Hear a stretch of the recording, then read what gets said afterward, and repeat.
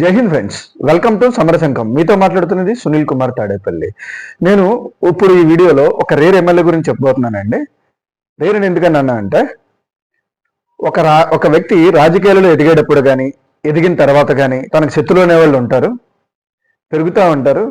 కానీ ఒక్క ఎమ్మెల్యే ఉన్నారండి, ఆయనకి మాత్రం శత్రులు అనేవాళ్ళు ఉండరు. అట్లాంటి వ్యక్తిని అజాత శత్రువు అని చెప్పి అంటారు. ఆయన ఎవరో కాదు, పెడన నియోజకవర్గం నుంచి తెలుగుదేశం పార్టీ తరఫున గెలుపొందినటువంటి కాగిత కృష్ణప్రసాద్ గారు. ఈయన విద్యావంతుడు, బీటెక్ చదువుకున్నారు, సౌమ్యుడు, చాలా కూల్ పర్సన్ అండి. ఎవరితో ఎంతవరకు ఎక్కడ మాట్లాడాలో అంతవరకే మాట్లాడతారు. నిరాడంబరుడు అండి, మ్యాన్ ఆఫ్ సింపుల్ సిటీ అని చెప్పుకోవచ్చు. ఈయనే కాదు, వీళ్ళ ఫ్యామిలీ మొత్తం సింపుల్ సిటీగానే ఉంటుంది, చాలా సింపుల్గా ఉంటారు. లివింగ్ కూడా వీళ్ళ జీవన శైలి కూడా సింపుల్గానే ఉంటుంది.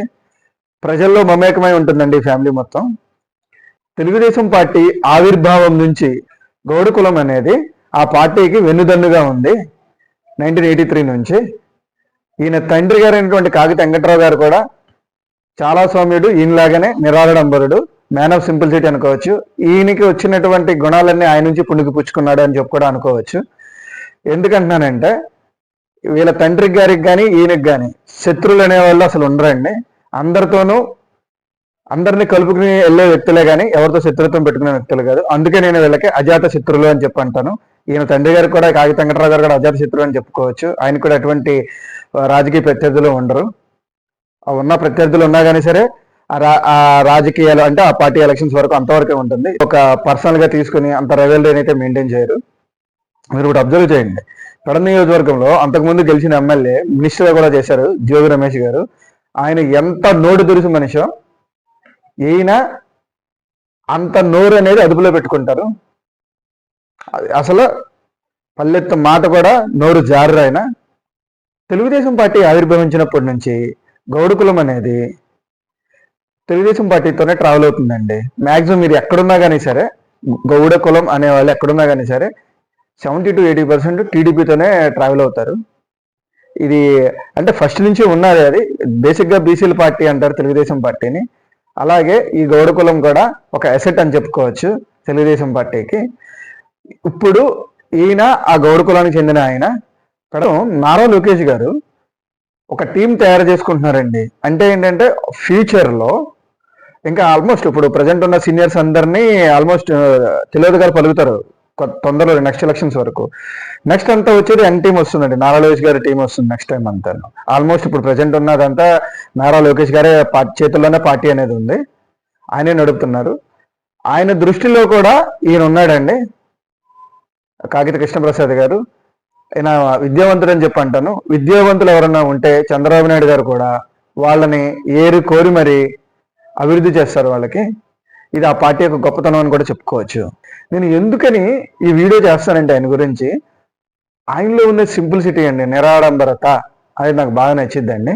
అందుకే నేను ఆయన కోసం ఈ వీడియో చేస్తున్నాను. ఈయన అసలు లైమ్ లైట్లు అనేది ఉండరండి.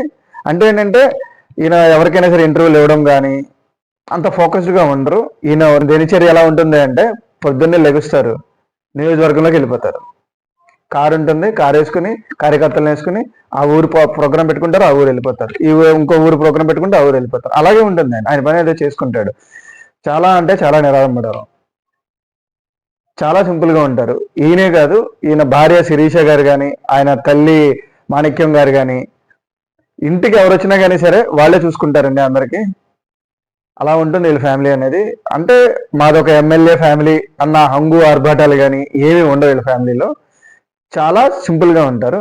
ఆ సింపుల్సిటీ నచ్చే నేను ఆయన గురించి వీడియో చేస్తున్నాను. ఈయనకి ఇంతవరకు లైమ్ లైట్లో రాలేదు, ఈయన గురించి చాలా ఎక్కువ చర్చ అనేది జరగలేదు. కాగిత ఫ్యామిలీ అనేది తెలుగుదేశం పార్టీ కన్నా చాలా లాయల్గా ఉంటారండి, విధేయతగా ఉన్న ఫ్యామిలీ అనుకోవచ్చు వీళ్ళు పార్టీకి. ఈ పార్టీలో ఎంతోమంది వచ్చారు పోయారు, కానీ వీళ్ళు మాత్రం పార్టీని అంటి పెట్టుకునే ఉంటారు. పక్కా చూపులు కూడా చూడరండి. ఆయన తండ్రి కాగిత వెంకటరావు గారు కూడా 4 సార్లు ఎమ్మెల్యేగా చేశారు టీడీపీ తరఫున, ఒకసారి టీటీడీ చైర్మన్గా కూడా చేశారు ఆయన. ఒక 4 లక్షణాలు అనేయండి రాజకీయాల్లో ఉన్న వ్యక్తి యొక్క గెలిపోవటంని డిసైడ్ చేస్తాయి. అవి ఏంటి అంటే 1 నిజాయితీ, 2 పనితీరు, 3 అవైలబిలిటీ, 4 వాక్చాతుర్యం. ముందుగా నిజాయితీ గురించి చూద్దామండి. ఈయన మీద ఎమ్మెల్యే అయిన తర్వాత ఒక్కటంటే ఒక్క ఆరోపణ కూడా లేదండి. అసలు అవినీతికి ఆమడ దూరంలో ఉంటాడు.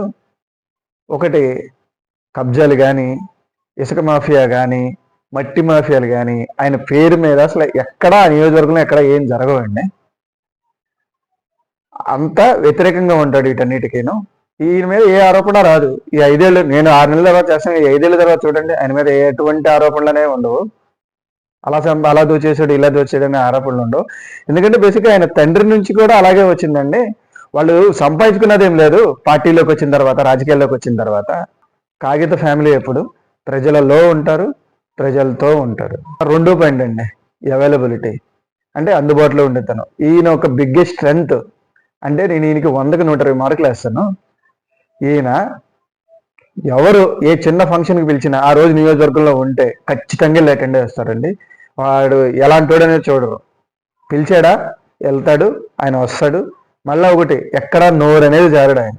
ప్రజలు సమస్య అని కానీ వస్తే ఆ సమస్యను పరిష్కరించడానికి చూస్తారండి. ఇఫ్ ఇన్ కేస్ ఆయన వల్ల కాదు అయితే దాన్ని పై వాళ్ళకి సిఫారసు చేస్తారు. ఆయన అంతవరకు ఆ పని అయితే చేయగలరు.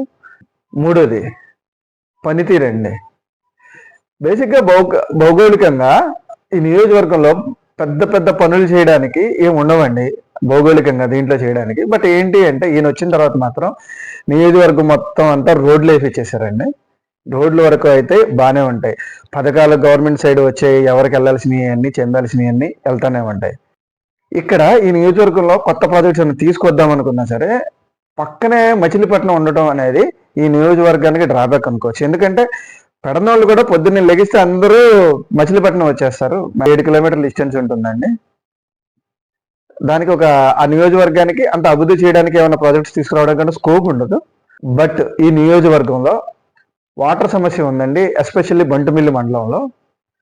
ఈయన ఆ వాటర్ సమస్య కానీ తీర్చగలిగితే ప్రజల గుండెలలో చిరస్థాయిగా ఉండిపోతాడు. ఈయనలో ఉన్న లోపం వల్ల ఒకటేనండి, వాక్చాతుర్యం. ఈయనకి అంటే అంత అగ్రెసివ్గా మాట్లాడు. అంటే ఈయన నోటి పారుదల మనిషి కాదు. అంటే ఇంతకుముందు ప్రీవియస్ జోగి రమేష్ గారు ఉన్నారు కదా, ఆయనలాగా నోరైతే పారేసుకోరు. ఈయన నోరు అనేది లిమిటెడ్గా వాడతారు.